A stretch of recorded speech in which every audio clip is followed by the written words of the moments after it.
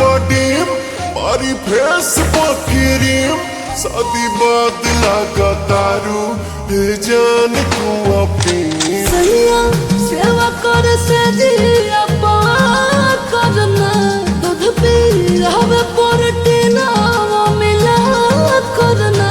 तबे भइल बा कमरिया मोर चाह करना तबे भइल बा कमरिया मोर चाह करना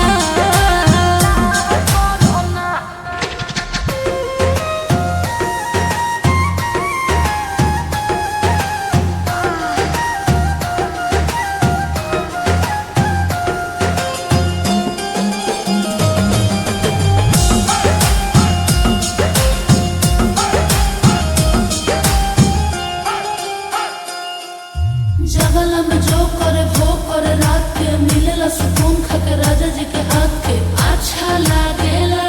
कमर ककरी से भइल काटा हरावा हो गलिया लागेला जान टमा टरावा हो गलिया लागेला जान टमा टरावा हो ओहे तोर गया तुझे को में पा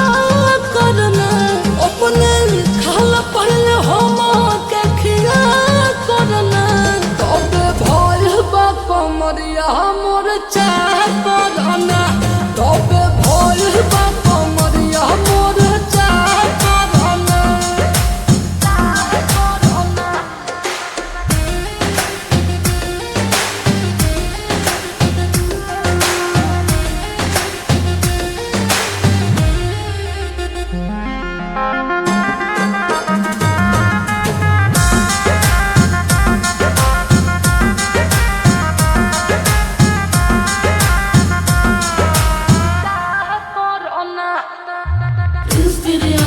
प्यार देखे धासो हर घर जरत रहेली मोर सासो बुरा लागेला